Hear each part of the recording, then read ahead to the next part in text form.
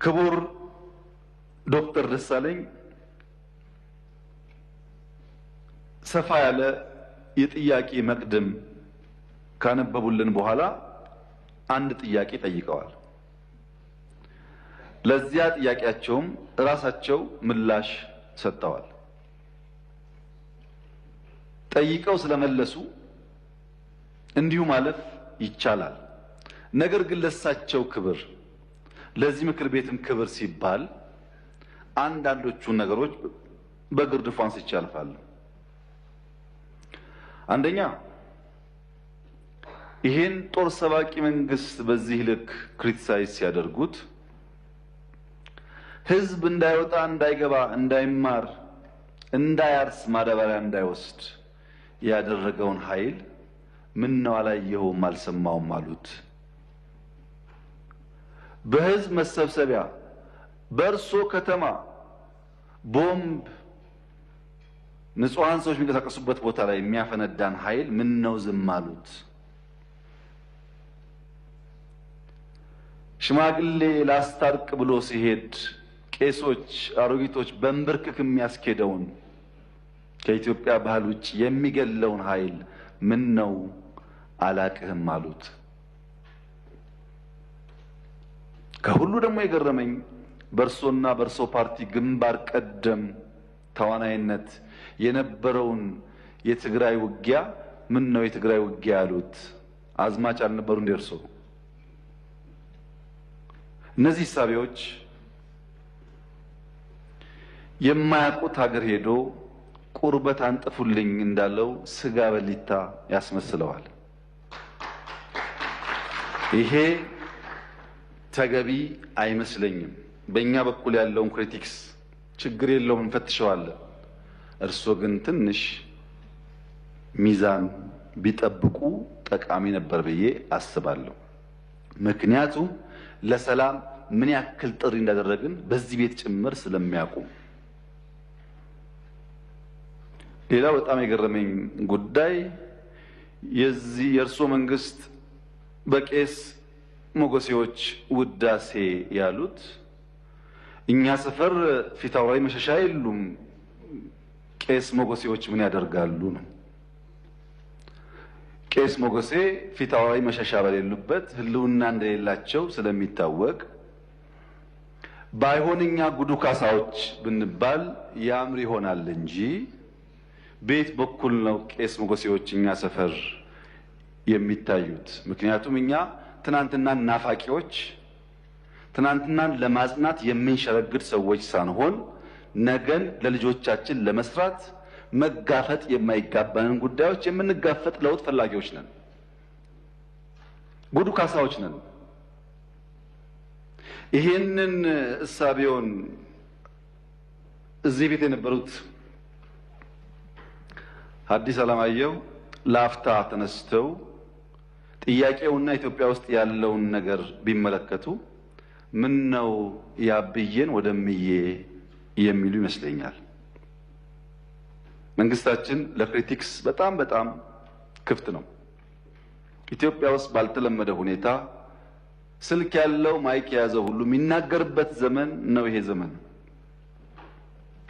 ሐሳብ በመግለጽ ሰው ይታሰራል ላሉት እርስዎ እዚህ ፓርላማ አካባቢ ከመቅረቡ በፊት የዚህ ፓርላማ አባል ነበርኩኝ።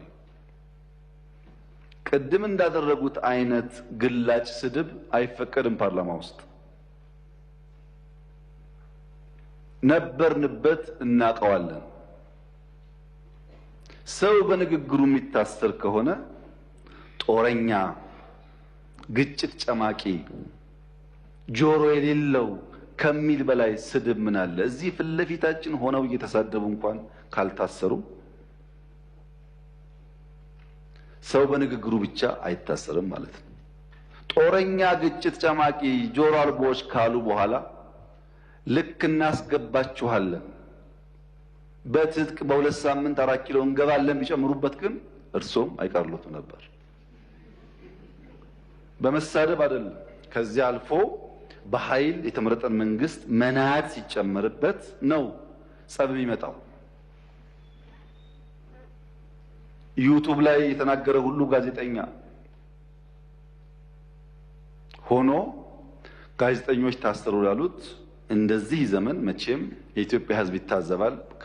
ከፓርላማም ውጭ ሰው እንዳሻው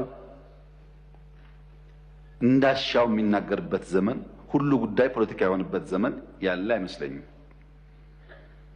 ይሄ ሲባል ይሄ መንግስት ሆሊ ነው፣ ምንም አይነት እንከን የለውም፣ ስራው ሁሉ የተቀደሰ ብዬ ልመጻደቅ አልፈልግም። እርስዎ ካቀረባቸው ሀሳቦች ውስጥ መፈተሽ ያለባቸው ጉዳዮች ይኖራሉ፣ መታረም ያለባቸው ጉዳዮች ይኖራሉ። በእስርም በክስ ሂደትም በሌላም ጉዳይ መንግስት ሁልጊዜ ራሱን ክፍት አድርጎ መፈተሽ አለበት። እንከን የለኝም የሚል መንግስት አያድግም። ነገር ግን ሚዛን ሲጠፋ ለሚሰማውም ትውልድ ለእርሶም ፓርቲ ጉዳት ያለው ስለመሰለኝ ነው። ምክንያቱም ይሄ መንግስት አሁን ያለው መንግስት የእርሶ ፓርቲ መንግስት ሆኖ ያቋቋመው ነው። የእርሶ ፓርቲ ሊቀመንበር የኔ ካቢኔ አባል ናቸው። የእርሶ ፓርቲ አመራሮች በአማራ ክልል፣ በአዲስ አበባ ክልል ውስጥ፣ በአዲስ አበባ ከተማ ውስጥ አመራሮች ናቸው። በጋራ የምንመራው መንግስት ነው።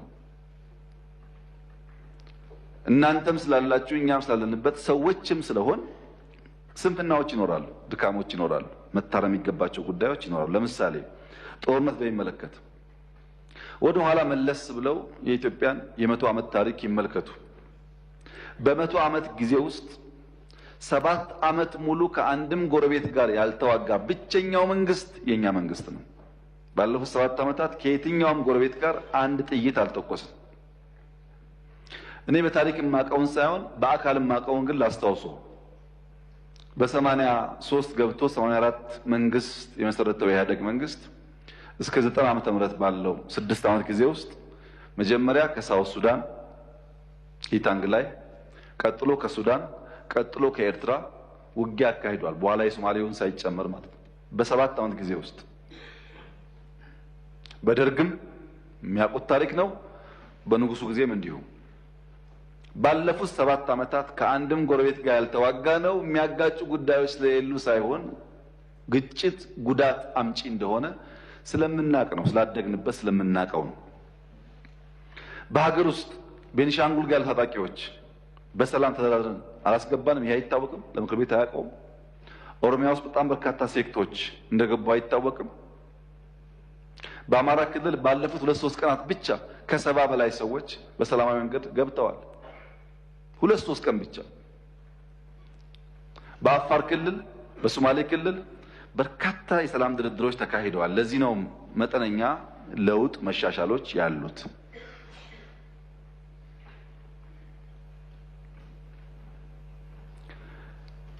ስለታሰሩ እስረኞች ያነሱት ይህ ፓርላማ እነዚህን እስረኞች ስንቴ ጎበኛቸው? ሄዳችሁ አላያችሁም? አልጎበኛችሁም? በሚዲያ ይቻል ውስጥ ጎበኙ። ድሮ እንኳን ፓርላማ በእንደዚህ አይነት ጉዳይ የታሰሩ ሰዎች መጎብኘት ይቅርና ታሳሪዎቹ ራሳቸው ከእስር ሲፈቱ የት ቦታ እንደታሰሩ አያውቁም። ተሸፍነው ገብተው ተሸፍነው ይወጣሉ። ይሄማ ተቀይሯል፣ ተሻሽሏል፣ ለውጥ አለ። የሚቀር ነገር አለ? አዎ አለ። ጀማሪዎች ስለሆን ማረም አለብን፣ ግን ለውድድር የሚቀርብ አይደለም። ብልጽግና በየትኛውም መመዘኛ ከኢህአዴግ ጋር አይወዳደርም። በአደረጃጀቱ፣ በእሳቤው፣ በተግባሩ፣ በሚመራበት መርህ ለውድድር የሚቀርብ አይደለም። ይሄን ለእናንተ መንገር ለቀባሪ ማርዳት ያህል ስለሆነ አልፈልገውም። እኛ ተመርጠን ሳለ ሙሉ በሙሉ ብቻችንን መንግስት መሆን ስንችል በህግም በሞራል የለም ለሰላማችን ሲባል ከሚፎካከሩ ኃይሎች ጋር በጋራ መንግስት እንፍጠር ያልነው ሰላም ፍለጋ ነው። ሰላም ፍለጋ ነው። የታጠቀ ኃይሉ በነፃ ይግባ ሳይጠየቅ ይግባ ብለን ያወጅነው ሰላም ፍለጋ ነው። በየመድረኩ ሰላም ሰላም ሰላም እንለውም የሰላም ፋይዳ ስለሚገባ ነው። ኢንክሉሲቭ ናሽናል ዲያሎግ ኢትዮጵያ ውስጥ ሲለመን የከረመ አጀንዳ ነው። ጠቃሚ ነው። በሺህ የሚቆጠር ሰው ያለውን ማንኛውም ሀሳብ በነጻነት እያነሳበት ያለ አውድ ነው። ይሄ መጠናከር አለበት፣ ጠቃሚ ነው። በአንድ በኩል ችግር አለ፣ ህገ መንግስቱ ይቀደድ ይባላል። የለም እኛ አንቀድም፣ ህዝብ አወያይተን አማክረን ሁሉም ሳይኖሮት ነው የሚቀየረው ደግሞ ሲባል ፕሮሰሱን አንፈልግም ይባላል። አብሮ አይሄድም። ለምሳሌ ከፍትህ ስራ ጋር ተያይዞ የተነሳው በአንድ በኩል ክስ አቅርባችሁ ክሱ ተጓተተ ይባላል። የኛ ስራ ወንጀለኛ ላልነው ሰው ክስ ማቅረብ ነው። መልሰን ፍርድ የምናስፈርድ ከሆነ የሚታሰበው የቼክ ኤንድ ባላንስ ጉዳይ ጠፋ ማለት ነው። ባይከሰሱ ሳይከሰሱ ታሰሩ ይባላል። ታስረው ከተከሰሱ ግን መንግስት ሚናውን እየተወጣ እንዳለ ቢወሰድ ጥሩ ይመስለኛል። ይሄ ሆኖ ነጻነት ለማስተዳደር ችግር አለ። ዲሞክራሲን፣ ነጻነትን፣ ህግን በቅጡ ልምምድ ስላልነበረን አሁን እንቸገራለን። ለዚያም መንግስት መታገስ ይኖርበታል። በብዙ ባለፈው ፓርላማ ላይ ድርድር እያካሄድን ነው ከተቃዋሚዎች ጋር ብያችሁ ነበር። ከኦነጎችም አማራ ክልል አካባቢ ካሉ የሚንቀሳቀሱ ኃይሎችም ድርድሮች ነበሩ። በነገራችን ላይ በአማራም በኦሮሚያም በየትኛውም ጎጥ ያለ የጎበዝ አለቃ በየትኛውም ጎጥ ያለ በግራም በቀኝ ይደራደራል። እኔ አይደለሁም እሱ ነው ይላል እንጂ ሲወጣ ይደራደራል፣ ሽማግሌ ይልካል። ልክ እኔ ካልኩ በኋላ ግን የሚደራደረው ኤክስ ነው፣ መደራደር ተገቢ አይደለም ብሎ የሚዘምተው ደግሞ ራሱ የሚደራደረው አካል ነው።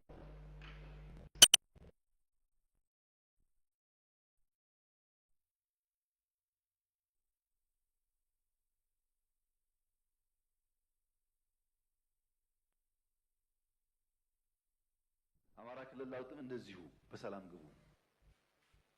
መንግስት ሁልጊዜም እጁ የተዘረጋ ነው። በድርድር በሰላም ጉዳያችን ለመፍታት ትልቅ ፍላጎት አለን። ጥቅም ስለሌለው ዓላማውን ስለማያሳካ 5 ዓመት ብንዋጋ 6 ብንዋጋ ማንም ሰው 4 ኪሎ ስለማይደርስ ዋጋ የለውም። ዓላማ ለሌለው ነገር ደግሞ መጋደል ተገቢ ነው። ሰላሙ ከማንም በላይ እኛ የምንፈልገው ጉዳይ እንደሆነ ቢታሰብ። ሁሉ ነገር ጨለማ ነው፣ ሁሉ ነገር ጥፋት ነው፣ ሁሉ ነገር አዘቅት ነው፣ ሁሉ ነገር የለም ላሉት ክቡር ዶክተር ደሳለኝ እኔ ለእርሶ ነው ያዘንኩት። ምክንያቱም በዚህ ሁሉ ጨለምተኝነት፣ በዚህ ሁሉ ፔሲሚዝም ድንገት እድል ቢቀናውት ለኢትዮጵያ ሕዝብ ምንድን ነው የሚሰጡት? እርሶ በጨለማ ተውጠው ከጨለማ ብርሃን ያወጣ ከጭንቀት ብርሃን ያወጣ ተስፋ እንዴት አይሰንቁም? ይሄን አልቻላችሁም እኔ መጥቼ ቀይረዋለሁ እንኳን ቢሉን ነው የሚሻለው እንጂ ሁሉ ነገር ጨለማ ከሆነ ጥሩ አይደለም። ፖለቲካ የሚፈለገው በጨለማ ውስጥ በችግር ውስጥ ተስፋን ማሳየት ነው፣ ለውጥን ማሳየት ነው፣ ወደዚያ ሰውን መምራት ነው፣ መጨበጥ ነው እንጂ ችግር ብቻ መናገር አይደለምና የምንውልበት የምንሰማው የምንነጋገርበት ጉዳይ በገደል ማሚቱ ተመልሶ እያስተጋባብን እሱ ነገር እየኖርነው እንዳይሆን ጥንቃቄ ቢደረግ መልካም ነው ለማለት ነው። እርሶ ምላሽ እንደማይፈልጉ ቢናገሩም ለተከበረው ምክር ቤት ክብር ሲባል አንዳንዱ ጉዳይ ቢታይ ብዬ ነው። ካነሷቸው ጫፍ የወጡ ክሪቲክሶች እና ሂሶች መካከልም ቢሆን ለኛ ጠቃሚ የሚሆኑትን ጉዳዮች ግን ፈትሸን እንወስዳለን። ማደግ ስለምንፈልግ መለወጥ ስለምንፈልግ ከማንም ወገን የሚነሳ ክሪቲክስ በግርድፉ መጣል አንፈልግም። ሚዛናዊነት ግን ከርሶ እና ከመሰሎቹ እንጠብቃለን ለማለት ነው።